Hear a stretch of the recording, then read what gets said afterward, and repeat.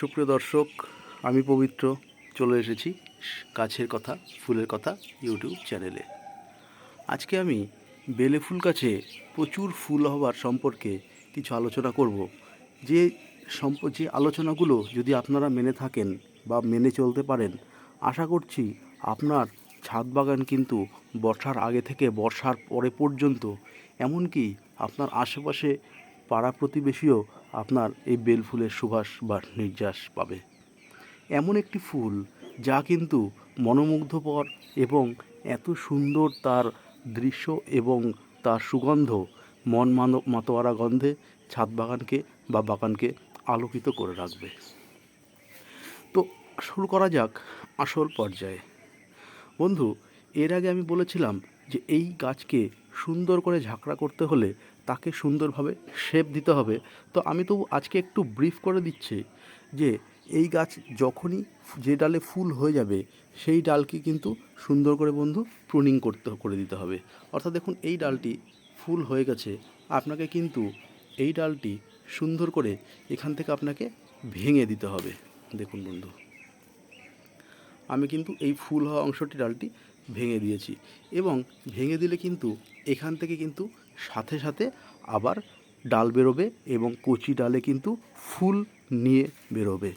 দেখুন, এখনও আমার কাছে কিন্তু ফুল আসেনি, তো সেই জন্য আমি একটু আগেই ভিডিওটি করলাম। অর্থাৎ যারা এই গাছ নিয়ে পরিচর্যা করছেন বা ভাবছেন কিভাবে ফুল আসবে, তো সেই জন্য আমি ফুল আসার আগেই এই ভিডিওটি আপনাদের জন্য উপস্থাপন করলাম। পরবর্তীতে ফুল যখন ভরে যাবে তখন আমি আরেকটি ভিডিও অবশ্যই করব, কিন্তু সেই সময় তো আপনাদের সময় বা টাইম পিছিয়ে যাবে। সেই জন্য আমি কুড়ি আসছে সেই সময় কিন্তু আপনাদের জন্য এই ভিডিওটি করলাম, যাতে আপনারা এই মুহূর্তে এখনও এই পরিচর্যা করলে কিন্তু এইভাবে প্রচুর ফুল পাবেন। বন্ধু, এই প্রথম স্টেপ যেটা আমি বললাম যে ডালে ফুল হয়ে যাচ্ছে সাথে সাথে প্রুনিং করে দিন, এবং যখন দেখবেন এই ফুলে ভরে যাওয়া ঠিক মাসখানেকের মধ্যেই কিন্তু এই গাছের ফুল যখন পুরো শেষ হয়ে যাবে, এটিকে একটি সুন্দর একটি শেপ দিন। দেখুন বন্ধু, আমার গাছটি কী সুন্দর গোল একটা ঝাপড়া হয়ে আছে। তো এরকম একটি সুন্দর শেপ দিয়ে কিন্তু আপনাকে এই গাছটিকে একটা গোল রাউন্ড করে দিলে গোল হয়ে ফুল ফুটবে, কিন্তু একটা অন্যরকম শোভা দেবে।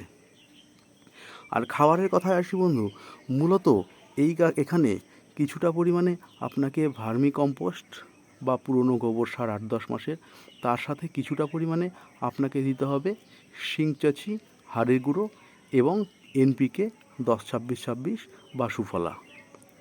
এই সারটির মিশ্রণ সুন্দরভাবে তৈরি করে আপনাকে মাসে একবার দিতে হবে, ঠিক বর্ষার আগে, বর্ষার মাঝখানে এবং বর্ষার পরে। এই 3 বার এই সিজনের মধ্যে আপনি যদি এই খাবারটি দিতে পারেন, আলাদা করে আর খাবার দেওয়ার প্রয়োজন নেই। তবে আরেকটি বিশেষ গুরুত্বপূর্ণ, অনেকে খোল জলের কথা বলেন, আমি বলবো বর্ষার সিজনে এই সময় খোল জল না দেওয়াই ভালো। তাতে কিন্তু অনেক সময় গাছের শিকড় পচে যেতে পারে বা ফাঙ্গাল ইনফেকশানে গাছ ক্ষতিগ্রস্ত হতে পারে। এই সামান্য খাবার দেওয়ার পর আপনি দেখবেন আপনার প্রতিটি গাছের কোল দিয়ে দেখবেন সুন্দর এইভাবে সবুজ সবুজ ডাল বেরোবে, পাতা, এবং সেখান থেকে কিন্তু প্রত্যেকটি ডালে কুঁড়ি নিয়ে কিন্তু বেরোবে। দেখুন বন্ধু, কি পরিমাণে তার কুঁড়ি বেরোচ্ছে বা কুঁড়ি এসছে। তো এইভাবে আপনারা এই কাজটি করুন, এবং আপনাকে আরেকটা কাজ করতে হবে, সেটা হচ্ছে সাফ ফাঙ্গিসাইড আপনাকে একবার স্প্রে করে দিতে হবে। তবে অবশ্যই সেটি ফুল আসার আগে, যখন সবে পাতা পাতা বেরোচ্ছে, কুঁড়ি এখনও বোঝা যাচ্ছে না, সেই সময় একবার ফাঙ্গিসাইড সাফ স্প্রে করে দেবেন। এইটুকু কাজ করতে পারলে কিন্তু আপনারা আপনাদের ছাদ বাগানকে সুন্দর, মনোহিত, সুদৃশ্য এবং সুগন্ধে ভরিয়ে তুলতে পারবেন।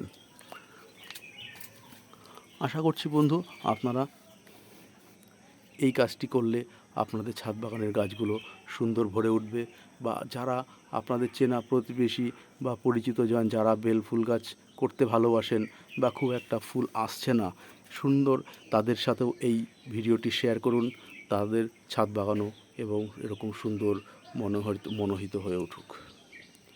অসংখ্য ধন্যবাদ বন্ধু সঙ্গে থাকার জন্য।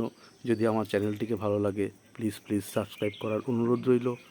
ভালো থাকবেন, লাইক করে কমেন্ট করে জানাবেন। শুভকামনা নিরন্তর।